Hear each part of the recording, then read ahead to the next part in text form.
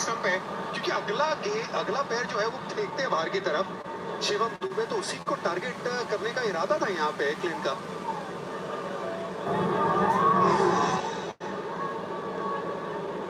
बिल्कुल वो यॉर्कर का प्रयास वहाँ, और लेग साइड वाला यॉर्कर, ताकि वो हाथ खोलने का मौका ना मिले।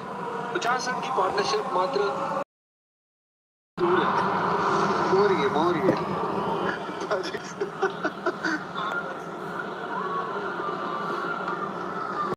थोड़ा सा थोड़ी सी रुकावट आई है यहाँ पर।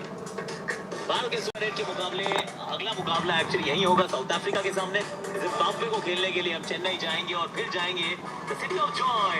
सामने होगी वेस्ट इंडीज। 22, 26 और 1 मार्च।